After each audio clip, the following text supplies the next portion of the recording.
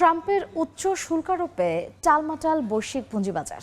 2 দিনে 5 লাখ কোটি ডলারের মূলধন হারিয়েছে মার্কিন শেয়ার বাজার। করোনার পর প্রথমবার 3টি প্রধান সূচকই সবচেয়ে বড় সাপ্তাহিক দরপতন দেখেছে। বিনিয়োগকারীদের সংখ্যা ট্রাম্পের নীতি বিশ্ব অর্থনীতিকে মন্দার দিকে ঠেলে দিচ্ছে। 2021 সালের পর প্রথমবার সর্বনিম্ন জ্বালানি তেলের দাম।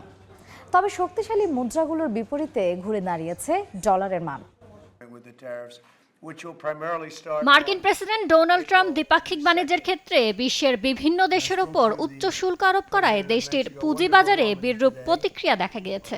করোনা মহামারীর পরে মার্কিন শেয়ার বাজারে সবচেয়ে বড় ধস নামে নতুন শুল্ক হার ঘোষণার পরদিন 3 এপ্রিল।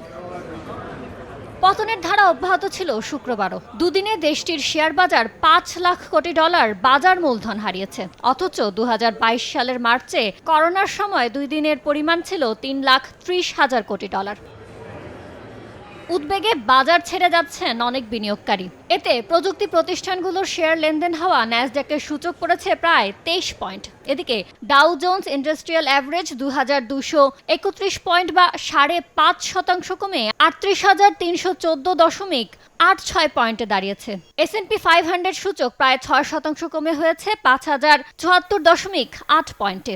আর ন্যাসড্যাক কম্পোজিট 982.82 পয়েন্ট বা 5.82% কমে হয়েছে 15,587.79 পয়েন্ট।